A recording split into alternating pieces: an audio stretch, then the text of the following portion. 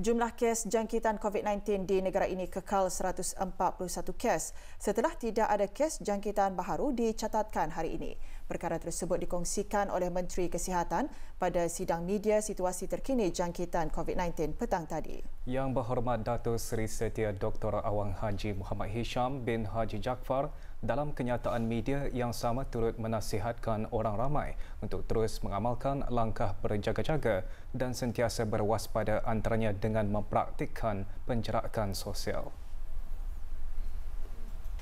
Kementerian Kesihatan ingin memaklumkan kepada orang ramai bahawa pada hari ini, Jumaat 6 Syawal 1441 Hijrah bersamaan dengan 29 Mei 2020 Masehi. Alhamdulillah, dengan izin Allah Subhanahu Wa Taala juga tiada jangkitan COVID-19 telah disahkan di negara ini. Ini bermakna jumlah keseluruhan kes COVID-19 di negara ini kekal seramai 141 orang. Manakala jumlah kes yang telah sembuh ialah seramai 138 orang. Pada masa ini, hanya satu kes aktif masih dirawat di Pusat Pengasihan Kebangsaan. Beliau masih dalam keadaan kritikal dan memerlukan bantuan mesin tambahan heart lung machine ataupun ECMO dan mesin bantuan pernafasan. Dalam tempoh 24 jam yang lalu, sebanyak 255 sampel telah diuji bagi virus SARS-CoV-2 yang membawa jumlah keseluruhan ujian makmal dijalankan sejak Januari 2020 kepada 18,962 ujian. Seterusnya, berikutan makluman mengenai Bru Health App. Alhamdulillah, setakat ini sejumlah 242,827 orang ramai telah mendaftar sebagai pengguna aplikasi tersebut. Di samping itu juga sejumlah 4,100 syarikat dan premis telah mendaftar kepada aplikasi tersebut. Dengan ini, orang ramai yang belum mendaftar adalah disyorkan untuk memuat turun dan mendaftar ke aplikasi Bru Health tersebut. Kerjasama orang ramai dalam penggunaan aplikasi Bru Health serta mengimbas QR Code di tempat keluar masuk premis akan sedikit sebanyak memastikan keselamatan orang ramai termasuk penjual dan pelanggan terjamin serta akan memudahkan Kementerian Kesihatan untuk membuat konteks tracing sekiranya ada penularan jangkitan berlaku. Sama-samalah kita saling ingat mengingati. Di samping itu, orang ramai juga dinasihatkan untuk masih mengamalkan langkah berjaga-jaga dan sentiasa berwaspada di mana saja berada dalam mempraktikkan penjarakan fizikal, menjaga kebersihan tangan serta etika batuk dan bersin yang betul. Selain itu, di dalam meraihkan suasana Hari Raya pada tahun ini, orang ramai juga diingatkan untuk mematuhi garis panduan sambutan Hari Raya Aidilfitri sebagaimana yang telah dikeluarkan oleh Kementerian Kesihatan, seperti dengan hanya menyambut Hari Raya dengan ahli keluarga terdekat sahaja dan mematuhi garis panduan perkumpulan, iaitu menghadkan kepada 20 ke 30 orang sahaja pada satu masa, tertakluk kepada kesesuaian dan keluasan rumah seseorang. Aplikasi Bru Health bagi sembahyang fardu Jumaat mula digunakan di seluruh negara hari ini. Menteri Kesihatan menjelaskan penggunaan aplikasi tersebut setakat ini berjalan dengan lancar walau bagaimanapun beberapa isu berkaitan dengan penggunaannya akan diatasi. Alhamdulillah, seperti yang bis kita sebutkan hari ini tadi, alhamdulillah bersembahyang Jumaat di masjid dan melalui laporan awalan ni it's quite good lah, tapi insyaallah besok ada perbincangan dan Kementerian Health Ehwal Ugama juga. In theory, if you given the slot, you should be masuk ke slot itu ada. So I'm not sure sebab ada masalah lain kali macam hari yang membuat awal kan tu, tapi hari ini mungkin dia punya health code bertukar kepada kuning atau warna lain. Itu yang menyebabkan seorang itu tidak dapat masuk. Tapi if you book already, you should have a slot because dia berkira sudah slot itu kan, say 500 dalam satu kawasan masjid, so 500 orang yang akan masuk. Mungkin kurang peluang sikit sebab ada orang dia dapat sembahyang sebab tertentulah, walaupun dia membook sudah. So we'll learn.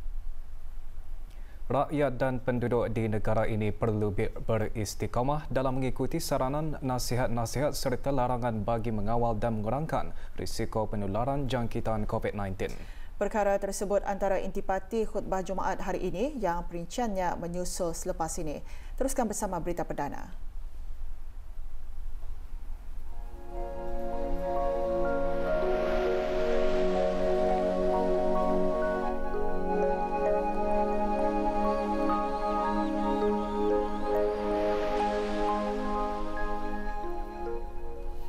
Amalan-amalan yang dikerjakan sepanjang bulan suci Ramadan bersama keluarga sama ada yang fardu ataupun sunat hendaklah diteruskan dan diamalkan di bulan-bulan lain untuk menjadi pembakar semangat agar dapat meningkatkan ketakwaan dan keimanan kepada Allah Subhanahu Wa Taala. Perkara tersebut antara intipati khutbah Jumaat hari ini yang bertajuk Istiqamah dalam mengerjakan dan meningkatkan amal ibadat. Dalam pada itu, khutbah Jumaat turut menyentuh mengenai sambutan Hari Ulang Tahun Angkatan Bersenjata Diraja Brunei yang ke-59 yang menyatakan semangat juang dalam mempertahankan negara bukan hanya perlu ada pada anggota Angkatan Bersenjata Diraja Brunei, akan tetapi ia juga perlu ada pada setiap anggota masyarakat. Sama berdoa, semoga anggota Angkatan Bersenjata Diraja Brunei akan sentiasa beristiqamah dalam menjalankan tugas yang telah dipertanggungjawabkan dengan jujur, amanah, ikhlas dan dedikasi serta sentiasa mendapat pertolongan dan perlindungan daripada Allah Subhanahu Wa Taala. Memandangkan istiqamah itu mempunyai banyak kebaikan ditambah pula dengan ganjaran yang sangat banyak, maka beristiqamalah dalam setiap amalan ibadat dan amalan yang berkebajikan. Selain itu, dengan mengambil kira situasi jangkitan COVID-19 di negara Brunei Darussalam pada masa ini, selaku rakyat dan penduduk negara ini, kita semua hendaklah juga beristiqamah mengikut saranan dan mematuhi nasihat-nasihat dan larangan-larangan yang telah diberikan oleh pihak-pihak yang berwajib bagi mengawal dan mengurangkan lagi risiko penularan jangkitan penyakit ini. Mudah-mudahan dalam kita beristiqamah akan dapat membentuk diri kita menjadi orang yang beriman dan bertakwa kepada Allah Subhanahu Wa Taala. Amin ya rabbal alamin. Semua masjid, surau dan balai ibadat di seluruh negara hari ini dibuka semula bagi menunaikan sembahyang fardu Jumaat setelah ditutup selama 10 minggu berikutan penularan wabak COVID-19. Walau bagaimanapun, pembukaannya dilaksanakan secara berperingkat dengan mengutamakan langkah berjaga-jaga. Pagi tadi, kru RTB membuat tinjauan bagi persediaan menyambut jemaah-jemaah yang akan menunaikan sembahyang fardu Jumaat di Jamiah Asri Hasanul Bolkiah, Kampung Kiarong. Seawal pukul 10 pagi lagi, para petugas terdiri daripada para pengawal keselamatan, Jabatan Hal Ehwal Masjid, Kementerian Hal Ehwal Agama, ahli takmir masjid dan sukarelawan membuat persiapan bagi memastikan langkah-langkah keselamatan terus dilaksanakan. Antaranya memastikan tanda-tanda penjarakan sosial dan strategi-strategi termasuk pemeriksaan suhu badan di beberapa checkpoint teratur.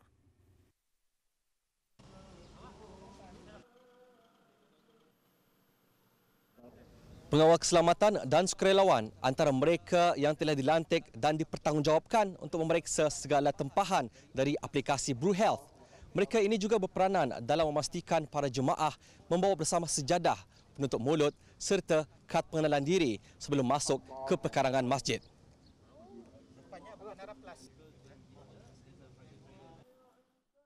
Untuk fasa permulaan ini, hanya jemaah yang mendapat kod hijau melalui aplikasi BruHealth sahaja dibenarkan masuk ke masjid. Ianya adalah sebagai kawalan bagi menentukan tahap kesihatan seseorang yang hendak menunaikan sembahyang di masjid tersebut. Para jemaah masjid juga disaran untuk mengambil air sembahyang di rumah seperti yang telah dimaklumkan sebelum ini. Ikhlas dan dedikasi serta sentiasa mendapat pertolongan dan perlindungan daripada Allah Subhanahu Wa Taala. Memandangkan istiqamah itu mempunyai banyak kebaikan ditambah pula dengan ganjaran yang sangat banyak. Alhamdulillah, syukur kehadrat Allah Subhanahu Wa Taala sebab dibagi peluang lagi semula untuk menunaikan sembahyang fardu Jumaat walaupun dalam keadaan masih juga tani masih berhati-hati ini, tani mesti juga patuhi semua arahan Kementerian Kesihatan dan syukurlah arah kerajaan ke bawah dulu juga pasal benda ni boleh dilakukan inisiatif semua ni dilakukanlah. Rindu akan ke masjid atau kan sembahyang berjamaah Masanya alhamdulillah lah boleh ke masjid sudah boleh dibukakan untuk orang ramai sembahyang fardu Jumaat pada hari ini. Bersyukur kepada Allah Subhanahu Wa Taala sama Kerajaan Brunei Darussalam memberi kita orang peluang untuk menunaikan sembahyang Jumaat berjemaah. Segala prosesnya pun semua berjalan dengan lancar. Lagipun kita ni baru ada rasa terharulah juga. Since it's been a while kami sembahyang Jumaat ini, segala aturan SOP yang diberikan oleh kerajaan itu, kita ni boleh mengambilnya dengan terbuka hati untuk semua orang. Apa saja yang kena suruh itu, kita orang buat sajalah. Apa yang diharapkan para jemaah masjid akan sentiasa mematuhi arahan serta nasihat daripada Kementerian Kesihatan dalam menjaga penjarakan sosial demi untuk menangani penularan COVID-19 di negara ini. Amin, amin, amin ya Rabbal Alamin. Aziz Ahmad untuk berita RTV. Sebanyak 334 kes kemalangan jalan raya dicatatkan dari bulan Januari hingga April tahun ini. Ia adalah berdasarkan statistik yang dikeluarkan oleh Jabatan Siasatan dan Kawalan Lalu Lintas Pasukan Polis Diraja Brunei Jabatan Perdana Menteri. Dari jumlah tersebut, sebanyak 182 kes kemalangan sendiri melibatkan sebuah kenderaan, manakala 149 kes kemalangan melibatkan 2 buah kenderaan atau lebih dan 3 kes kemalangan yang meragut jiwa. Pada tahun 2019, sebanyak 1,180 kes kemalangan jalan raya dicatatkan. Dari jumlah itu, 656 kes kemalangan sendiri melibatkan sebuah kenderaan, 512 kes kemalangan melibatkan 2 buah kenderaan atau lebih dan 12 kes kemalangan meragut jiwa. Di samping memastikan langkah-langkah keselamatan terutamanya semasa berada di jalan raya, para pengguna juga disaran untuk sentiasa mengutamakan sikap memandu yang berhemah serta bertoleransi di antara satu dengan yang lain.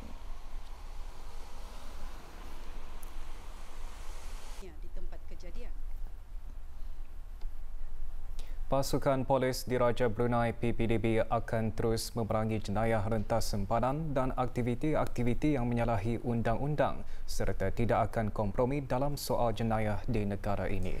Semasa operasi sepadu COVID-19 yang dijalankan pagi tadi bersama anggota Angkatan Bersenjata Diraja Brunei ABDB, Pasukan Polis Diraja Brunei telah menemui barangan tegahan berupa rokok pelbagai jenama di kawasan Kampung Junjungan, Limau Manis. Hasil daripada operasi sepadu COVID-19 di antara Pasukan Polis Diraja Brunei dan Angkatan Bersenjata Diraja Brunei telah menemui 1 guni berisi rokok pelbagai jenis sebanyak 11 karton di kawasan Kampung Junjungan, Limau Manis. Kesemua barang-barang yang ditemui akan dibawa ke Balai Polis Limau Manis dan akan diserahkan kepada Jabatan Kastam dan Eksais Diraja bagi tindakan selanjutnya. Konsortium Mu'alafpreneurs merupakan sebuah platform yang ditubuhkan bagi menyediakan bengkel, kursus dan latihan kemahiran bagi para mu'alaf di seluruh negara yang telah berkecimpung dalam bidang perniagaan. Di samping itu, ia juga dihasrat dapat membantu para mu'alaf yang ingin memulakan perniagaan. Dayang Nur Aini binti Muhammad Amli, pengerusi Konsortium Mu'alafpreneurs, mengongsikan perkara tersebut semasa ditemu pual oleh pewarta RTB. Menurut Dayang Nur Aini lagi, melalui Konsortium Mu'alafpreneurs memberi pendedahan mengenai konsep perniagaan, antaranya mengenai cara bagaimana untuk memulakan perniagaan dari modal yang rendah serta mempromosikan produk jualan masing-masing. Since sudah ditubuhkan tahun lepas, kami sudah mempunyai 40 lebih ahli lah, dan alhamdulillah ada sudah dalam 10 ke 15 orang yang sudah nampak perkembangannya di dalam perniagaan ini. Dan di dalam konsortium Mu'alafpreneurs, mereka pun diajar macam mana mendapatkan sijil syarikat 16-17, dan kami memang utamakan itulah. Produk-produk mu'alaf ini kami akan mengetengahkan melalui promosi, contohnya dari IG, Instagram, iaitu konsortium Mu'alafpreneurs ataupun kedai Al-Quduah, dan yang kedua melalui WhatsApp. Dan juga kami pernah mengedarkan melalui flyers macam poster bagi mu'alaf yang ingin menyertai konsortium Mu'alafpreneurs ini. Diorang disuruh isi borang. Selain daripada isi borang, diorang juga contohnya kami akan mengajar menyewa permulaan perniagaan. Beberapa usahawan mualaf mengongsikan mengenai budaya perniagaan yang mereka ceburi yang sedikit sebanyak dapat membantu mereka untuk mempelajari, memahami dan mempraktikkan kemahiran yang ada dalam keusahawanan.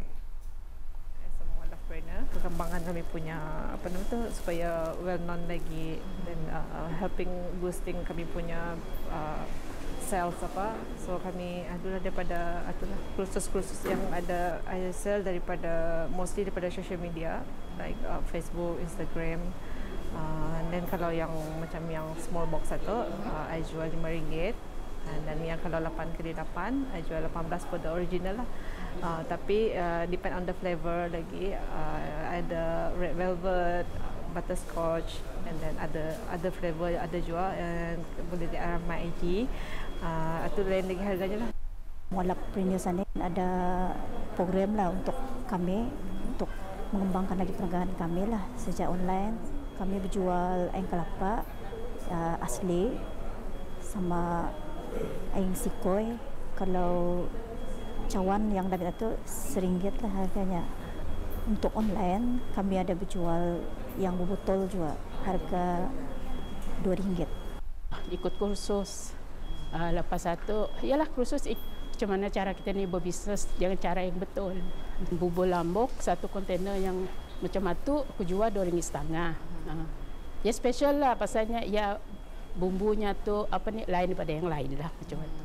Sudah tu kalau bubur padas, kalau beli yang belum masak satu paket 100 gram RM1. Itu serbuknya. Kalau yang sudah bermasak RM2.5 harganya satu kontainer.